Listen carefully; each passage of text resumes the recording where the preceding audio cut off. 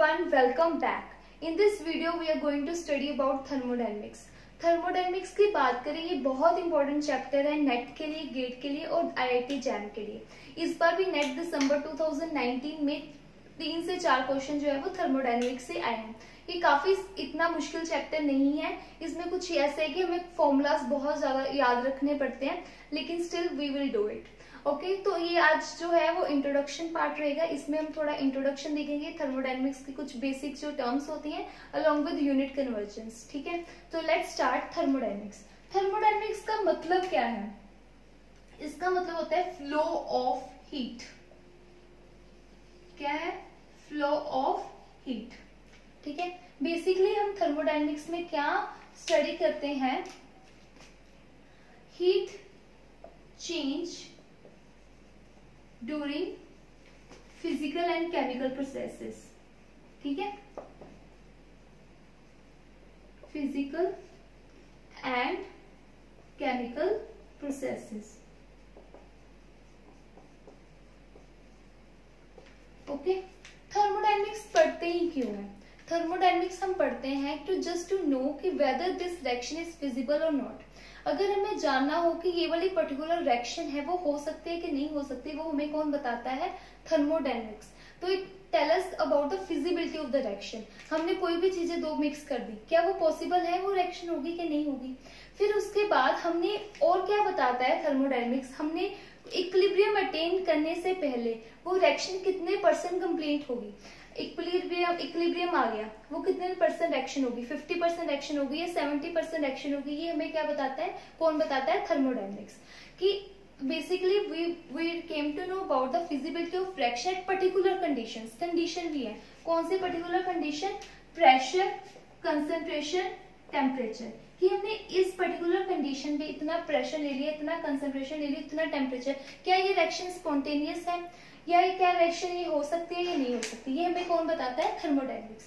But still thermodynamics की कुछ limitations है। हमें ये जो है ये पूरे सिस्टम पर है। It is not apply on one single molecule, ये पूरे एक सिस्टम पे अप्लाई होता है। ठीक है, ये एक लिमिटेशन होगी। सेकेंड लिमिटेशन क्या है इसकी? कि ये हमें ये तो बता देता है कि रिएक्शन होगी, पर वो रिएक्शन को कितने 1000 ईयर्स भी लग सकता है, उसका टाइम स्पेसिफाई नहीं करता कि कितने टाइम पे ये रिएक्शन होगी। जैसे रिएक्शन है H2 + O2, वो रिएक्शन तो होती है, लेकिन उसकी क्या स्पीड रहेगी, क्या रेट रहेगा, क्या कितनी मतलब वो प्रेशर, कितना उसका प्रेशर होना चाहिए, ये उसकी हमें स्पीड के बारे में नहीं बताता। वो कौन बताता है? Chemical kinetics. ठीक है, सो हम अब डिस्कस करते हैं इस थर्मोडायनेमिक्स के कुछ बेसिक्स टर्म्स। बेसिक्स टर्म में सबसे पहले हम डिस्कस करेंगे सिस्टम। ये सबसे बेसिक टर्म है जो हम थर्मोडायनेमिक्स स्टडी करने से पहले जानते ही हैं कि सिस्टम क्या है। सिस्टम क्या है? ये वो वाला पार्ट है यूनिवर्स का which is under observation.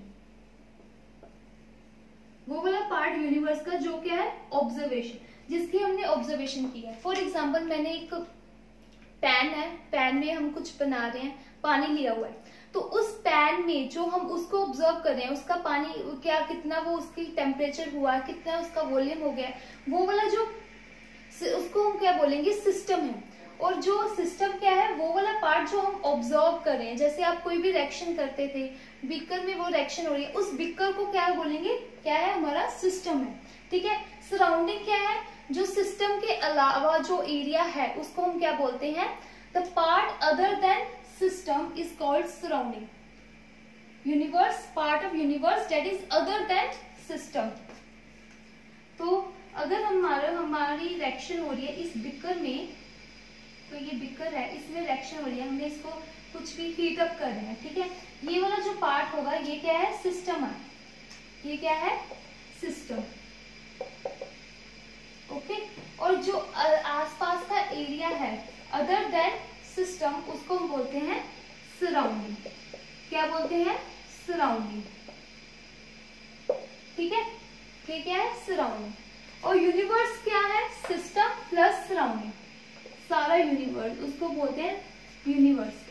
System plus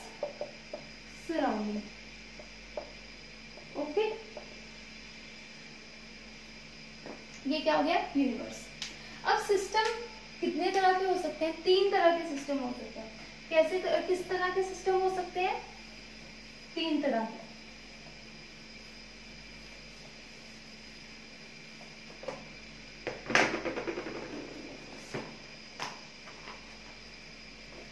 system जो है वो 3 तरह के हो सकते हैं। Open system, okay, next close system, then isolated system.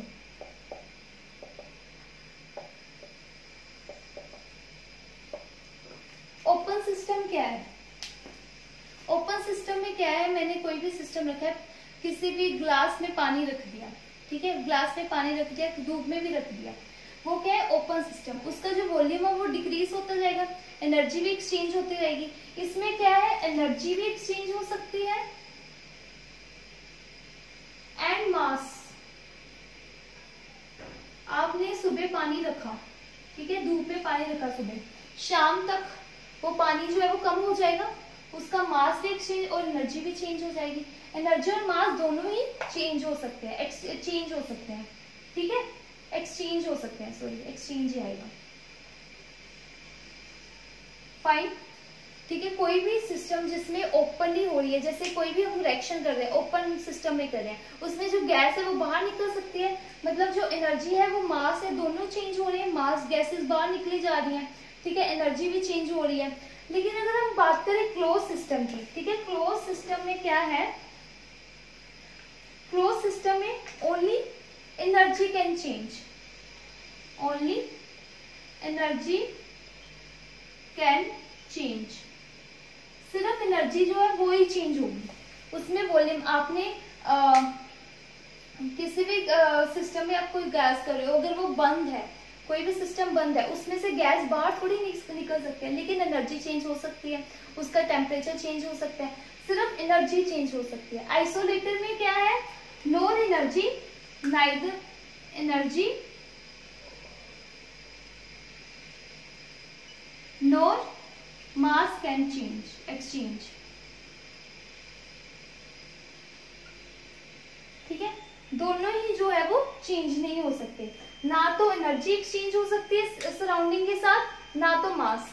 ऐसे की क्या एग्जांपल होती है, थर्मोफ्लास्क, उसमें क्या है, हमने कोई भी पानी, ठंडा पानी डाला है, सुबह डाला है, हम शाम तक वो ठंडा ही रहेगा। हाँ, वी कैन नॉट अटेन 100% की आइसोलेटेड सिस्टम 100% नहीं अटेन कर सकते, लेकिन स्टिल उसमें जो जैसे ही हमारा पानी है वैसे ही रहेगा। अगर हमने कोई भी गर्म चीज डाली, अगर आप गर्म डालिए सुबह तो वो शाम तक गर्म, तो ना ही उसमें एनर्जी चेंज हो रही है, ना ही उसका मास, वॉल्यूम भी सेम रहेगा। ये थोड़ी है कि आपने सुबह पूरी बोतल भर के डाला है पानी, फिर शाम को आधा रह जाएगा, ठीक है, तो कुछ भी चेंज नहीं है। ये 3 तरह के सिस्टम होते हैं, open system, close system, isolated system, ठीक है।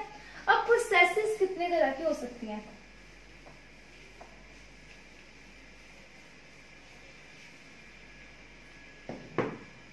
सबसे पहले बात करते हैं आइसोथर्मल प्रोसेस।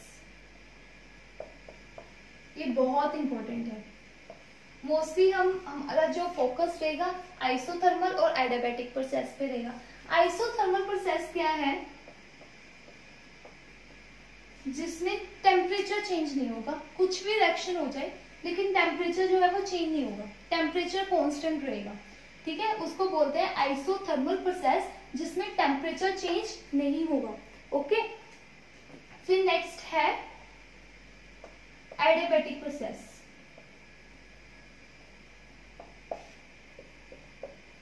ये क्या है, जिसमें Q 0 है, हम हीट प्रोवाइड नहीं करेंगे, Q जो है वो 0 रहेगा, बाकी टेम्परेचर भी चेंज हो सकता है, प्रेशर भी चेंज हो सकता है, वॉल्यूम भी चेंज हो सकता है, लेकिन जो Q है, जो हीट एक्सचेंज हुआ है वो क्या है, 0 है, ठीक है। नेक्स्ट है isobaric.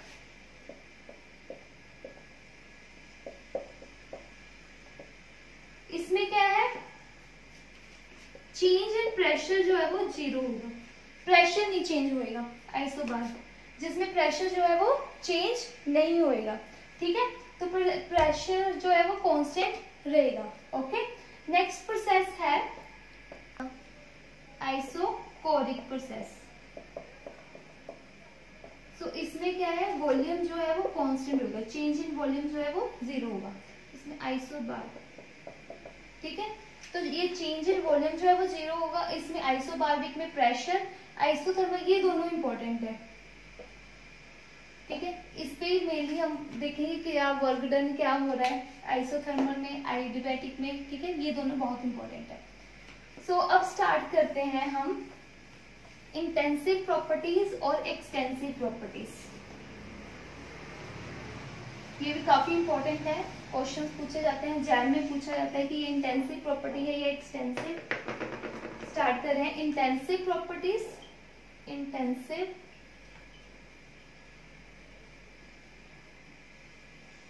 and the second one is extensive properties.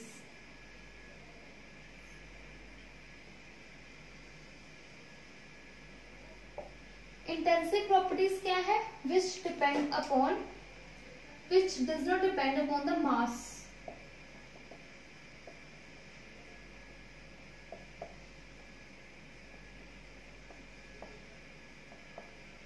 मास पे डिपेंड नहीं करती। एक्सटेंसिव जो है डिपेंड अपॉन द मास।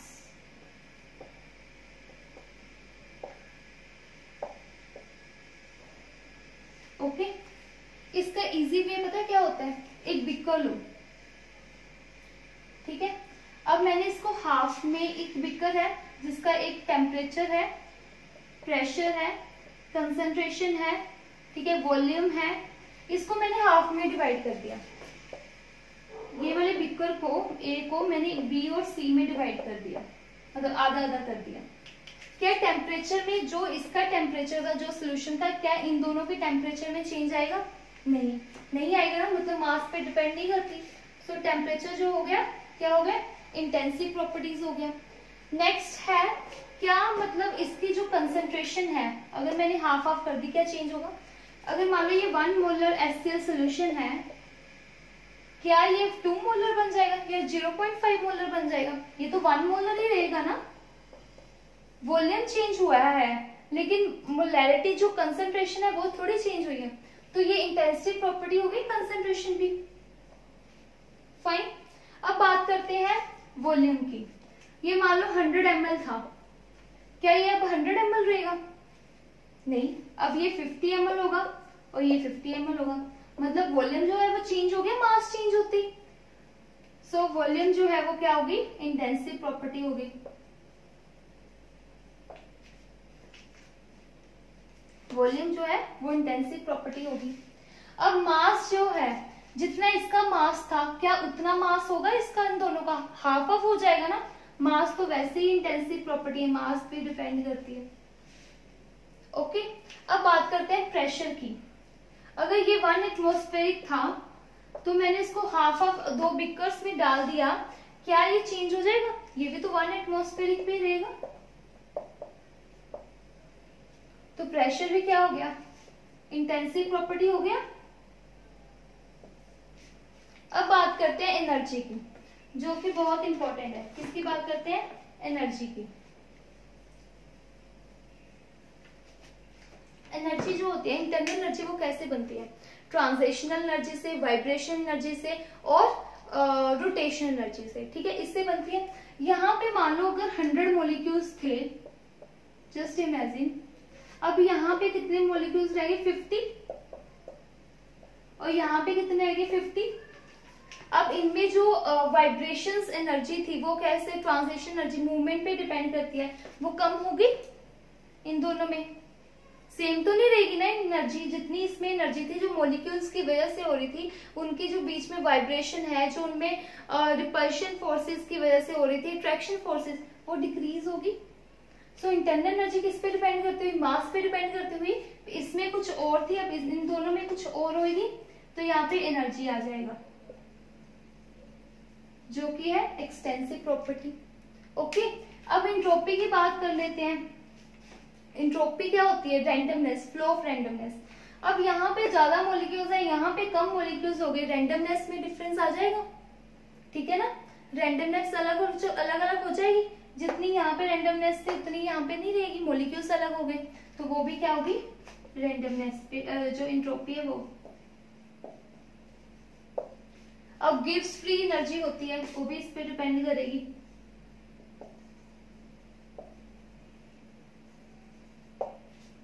एक होता है हीट कैपेसिटी। क्या होता है, हीट कैपेसिटी। हीट कैपेसिटी का फॉर्मूला वो क्या होता है, डेफिनेशन।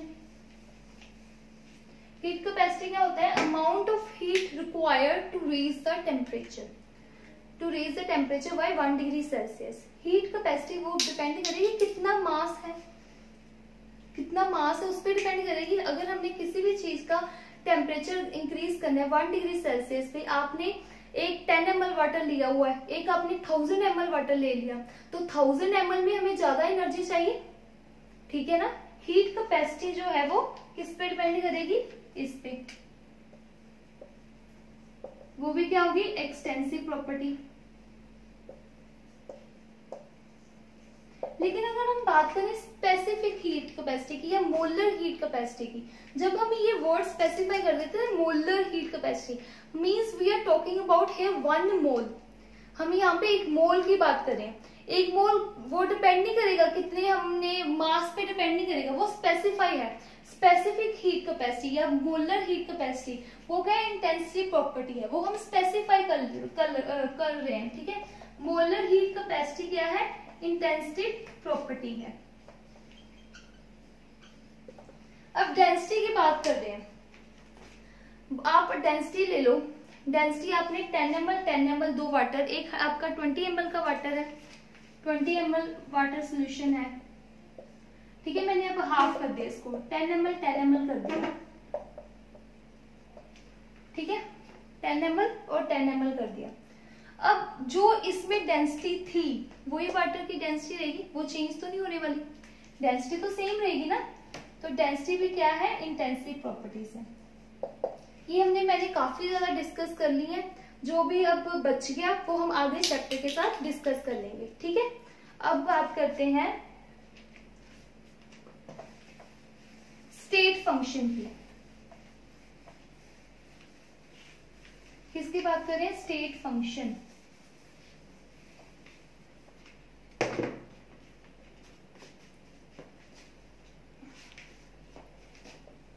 स्टेट फंक्शन क्या होते हैं,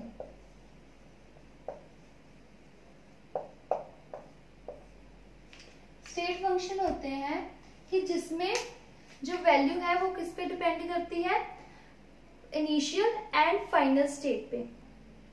सो हम ये किस पे डिपेंड करता है, इनिशियल एंड फाइनल स्टेट पे। जितने भी थर्मोडायनेमिक्स वेरिएबल्स हैं वो सारे क्या है, स्टेट फंक्शन। जैसे कि एग्जांपल हो गई एंट्रोपी, ये सारे हम आगे जाके पढ़ेंगे कि इनका क्या मीनिंग क्या होता है, फिजिकल सिग्निफिकेंस क्या है। एंथैल्पी, ठीक है, गिव्स फ्री एनर्जी, ये सारे क्या है, स्टेट फंक्शन, जिसकी वैल्यू किस पे डिपेंड करती है, इनिशियल एंड फाइनल स्टेट पे, ठीक है। और इसका जो एग्जैक्ट डिफरेंशियल होता है वो भी क्या एग्जैक्ट डिफरेंशियल होता है इसका।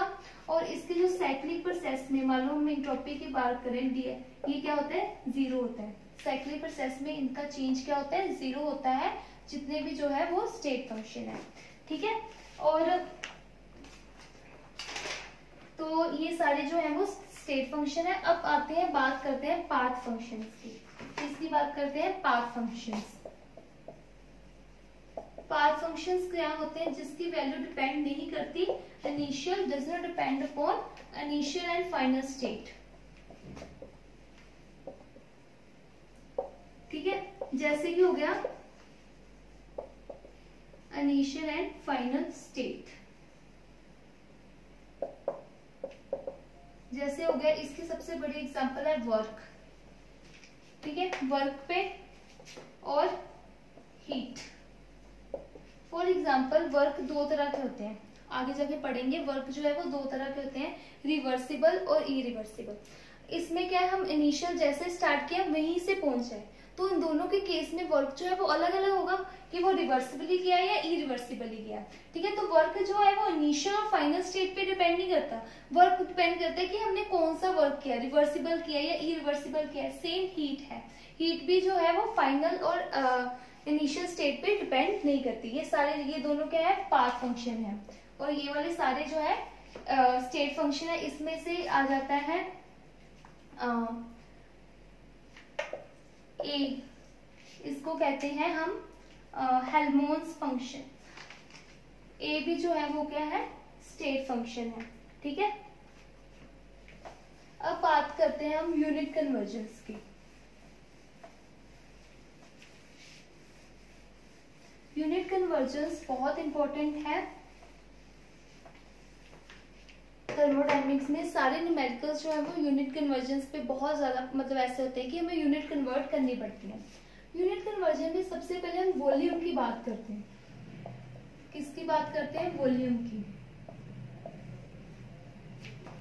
हमें रिलेशन पता होना चाहिए, 1 मीटर क्यूब जो है वो किसके इक्वल होता है, 1000 लीटर की। किसके इक्वल होता है, 1000 लीटर की। फर्स्ट हो गया। सेकंड जो है वो कि 1 decametre cube is equal to 1 decametre cube is equal to 1 litre. ये इंपॉर्टेंट होता है, याद रखना। 1 मीटर क्यूब 1000 लीटर के इक्वल होता है 1 लीटर, और 1 decametre is equal to 1 litre. And third one is 1 centimetre cube is equal to 1 ml।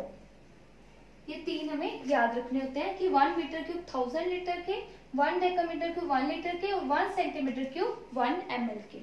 Okay, इसके बाद नेक्स्ट आता है प्रेशर। ये तो हो गया वॉल्यूम का, ये किसका था, वॉल्यूम का। ठीक है, अब बात कर लेते हैं प्रेशर की।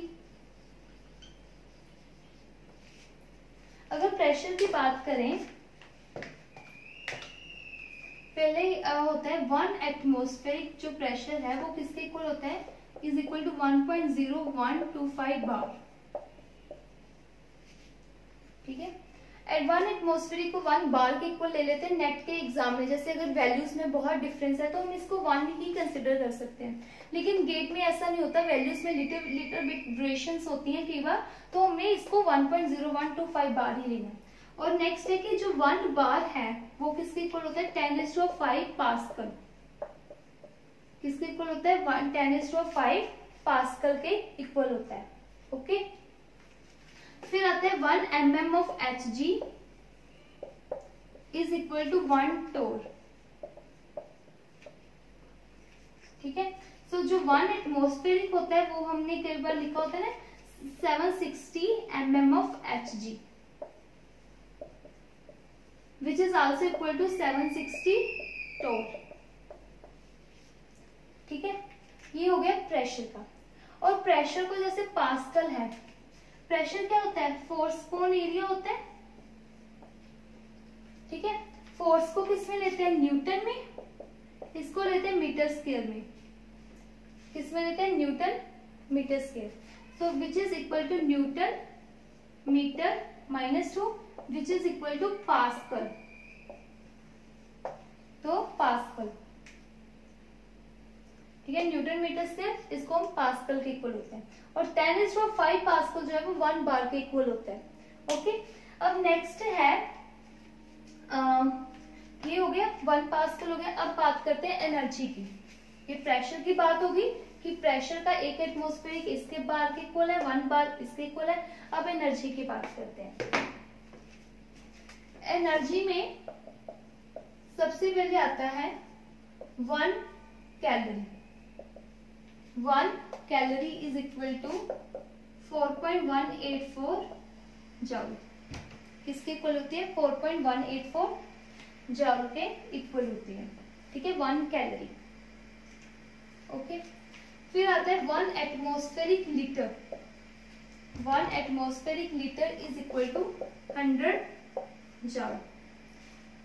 जो एनर्जी होती है 1 एटमॉस्फेरिक लीटर को ऐसे ऐसे हम कैसे लिख सकते हैं, ये देखो, प्रेशर की यूनिट होती है, प्रेशर की यूनिट होती है एटमॉस्फेरिक।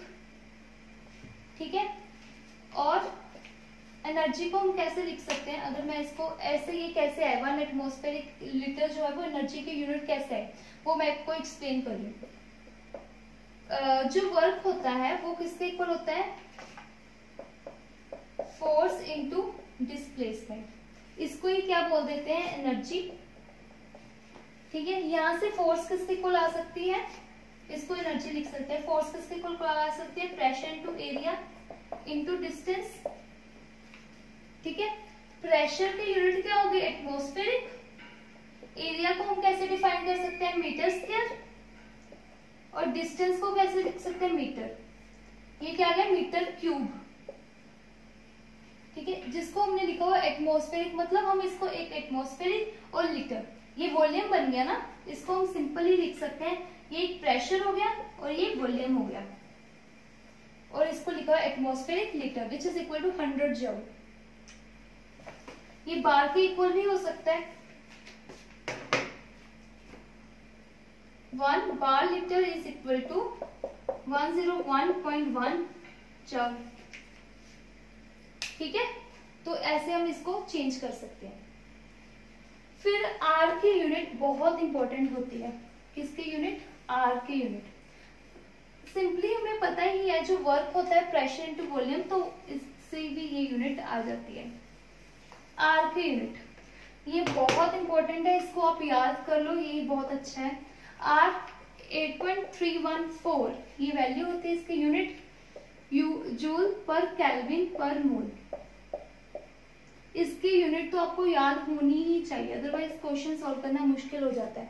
जूल पर केल्विन पर मोल, 1 जूल जो 100 joule is equal to 1 atmospheric. अगर इसको हमने एटमॉस्फेरिक लीटर में चेंज करना हो तो 1 जूल कितने किसके इक्वल होगा, 1/100 एटमॉस्फेरिक लीटर। ठीक है, इसको जूल को हमने इसमें चेंज करना है, तो इसको करेंगे 8.34 जूल। अब जूल की जगह क्या लिख सकते हैं, 1/100 atmospheric litre kelvin per mole which is equal to 0.08314 atmospheric litre per kelvin per mole.